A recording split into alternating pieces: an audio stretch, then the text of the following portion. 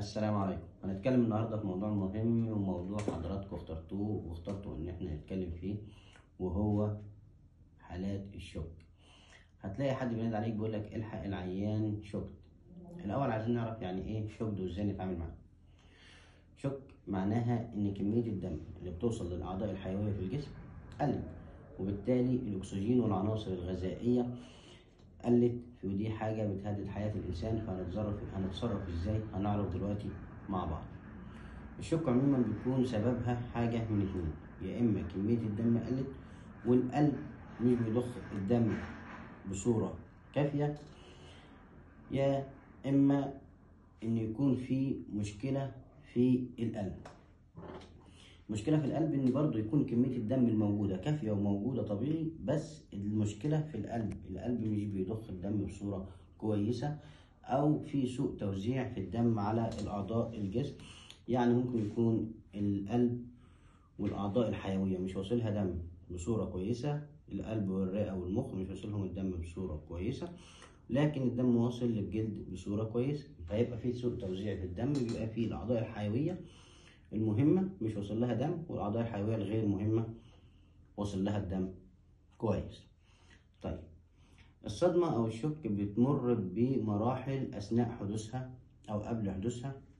هنعرفهم دلوقتي. المرحلة الأولى اللي هي الانيشال ستيج، دي الأعضاء الحيوية بيكون مش واصل لها الدم والأكسجين بصورة كويسة، فبيحصل ميتابوليك أسيدوزيس، بيحصل حامضية في الدم. دي المرحلة الأولى. المرحلة الثانية إن الجسم بتاعنا بيحاول يصلح الحامضية اللي حاصلة في الجسم ديت من جهة، ومن جهة تانية بيحاول يوصل للأعضاء الحيوية اللي في الجسم الأكسجين والدم بصورة كويسة. فبيبقى بيحارب على جبهتين زي ما بنقول، بيحاول يصلح الحامضية، وبيحاول في نفس الوقت إن هو يوصل الدم للأعضاء الحيوية. فبالتالي بيحصل سرعة في التنفس وسرعة في ضربات القلب عشان يوصل الدم للأعضاء الحيوية اللي في الجسم. دي المرحلة الثانية. المرحلة الثالثة دي معناها إن المرحلة الثانية فشلت، إن الجسم فشل إن هو يصلح الحامضية، وإن الجسم ما قدرش إن هو يعوض نقص الأكسجين ونقص الدم اللي حصل في الجسم. فبالتالي بيكون السبب موجود، وبالتالي بتزيد الحامضية والضغط بيقل، وبالتالي الأكسجين بيقل في الجسم وفي الأعضاء الحيوية برضه. دي المرحلة الثالثة. المرحلة الرابعة، ودي المرحلة اللي بيروح فيها ما بيرجعش خلاص، المرحلة لا رجعة فيها، بيكون حصل خلاص موت ودمور في الخلايا الحيوية وفي الأعضاء الحيوية، زي بتموت خلايا المخ. فكده خلاص ما بنلحقش العيان ده. طيب، نعرف بقى أنواع الصدمة. أنواع الصدمة عندنا 5 أنواع: الهايبوفوليميك شوك، والكارديوجينيك شوك، والسيبتيك شوك، والأنافيلاكتيك شوك، والنيوروجينيك شوك. هنتكلم النهارده عن الهايبوفوليميك شوك، وديت الاشهر والاكثر انتشار. من اسمها كده هايبوفوليميك شوك، يعني الدم قل مش واصل كويس. طيب، هنعرف ازاي من الكلام ده؟ هنعرف ما تكون مثلا حاله جايه في حادثه وحصل نزيف داخلي او حصل نزيف خارجي، في حالات الاسهال الشديد جدا وحالات الترجيع الشديد جدا، في حالات الحروق وحالات الانسداد المعوي وغيرها. طيب، العيان ده هيكون جاي بايه؟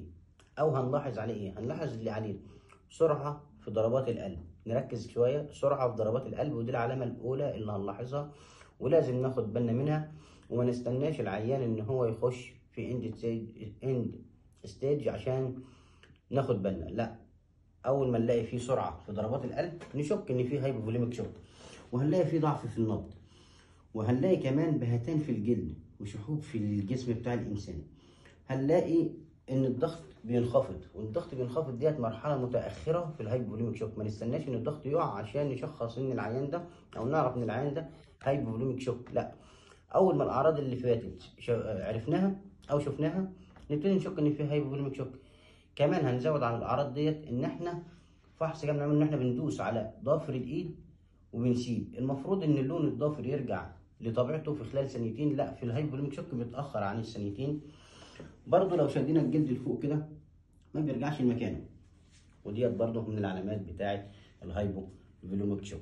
طيب هنشخص ازاي او هنعرف ازاي ان العيان ده عنده هايبوفوليميك شوك؟ من الكشف ومن الهيستوري اللي انا هاخده من العيان. يعني انا في الطوارئ واقف، جاي العيان بينزل، ده جاي في حادثه عمال بينزل، عنده اسهال شديد بقاله يومين، عنده ترجيع مستمر بقاله يومين، فهنعرف ان العيان ده شوك او عنده هايبوفوليميك شوك من التشخيص بتاعنا او الهيستوري اللي هناخده من العيان. طيب العلاج، نحفظ الكلام اللي هقوله ده بالظبط، عشان العلاج ده او الخطوات اللي هقولها ديت هنثبتها في كل حالات الشوك. ال5 انواع هيبقى دولت معانا الحاجه الاساسيه اللي هنعملها في كل حالات الشوك، هم الحاجات اللي هنقولهم دلوقتي مع بعض. هيبقى عندنا خطوات ثابته هنتعامل بيها في كل حالات الشوك، وهي زي اي حاله طوارئ هنعمل اي بي سي ايرواي. هنشوف الايرواي ده بتاعنا مفتوح ولا لا، العيان ده محتاج هيد تلت تشين ليفت ولا لا. لو شاكين العيان في عنده اصابه في العمود الفقري او في الرقبه، ما بنعملش هيد تلت تشين ليفت، بنعمل جو تراست عشان لو في عنده اصابه في العمود الفقري. هنشوف البريثنج بتاعنا، العيان لو في نفس ولا لا. لو ما فيش نفس بنجهز ان احنا نشتغل CPR، ونجهز معانا جهاز ADC، وهنعمل ان شاء الله فيديو عن CPR. والسيركيوليشن هنشوف الفيتال ساينز بتاعتي كام للعيان. بركب 2 كانولا كبار، 2 كانولا مقاس كبير، وببتدي ادي محاليل ورديه، وبحطه على اكسجين، وبركب قسطره بوليه. يبقى الحاجه الثابته اللي عندنا ABC، 2 كانولا كبار، محاليل ورديه، اكسجين، قسطره بوليه. طيب انا عملت الحاجات ديت وابتديت اديت محاليل للعيان. هنشوف العيان بتاعي استقر ولا لا. هنشوف النزيف اللي شغال وقفناه، واتدخل دكتور الجراحه وقفه وخيط. لو في كسور دكتور العظام اتدخل وصلح الحاجه اللي عندنا. حالات الاسهال بنعالج السبب بتاعنا. طيب العيان عملنا الحاجات ديت وما استجابش، بنعمل ايه؟ بنستمر في اعطاء المحاليل الورديه على حسب الحاله اللي معانا، وبنجهز ان احنا نبتدي ندي دم. هندي دم على حسب الحاله وعلى حسب الاستجابه وعلى حسب زي ما الدكتور هيقول. بنعلق دم للحاله، وان شاء الله الحاله بتتحسن، وبنرجع نعالج السبب بتاعنا، وبتكون علاماتها الحيويه استقرت. وبنهتم كمان بالعيان ده زيه زي اي حاله ICU، وبنحطه على كاردياك مونيتور. والحمد لله النهارده اتكلمنا عن الهايبوفوليميك شوك، واستنونا في الفيديو الجاي هنتكلم على باقي الانواع، كل نوع على حده. وشكرا.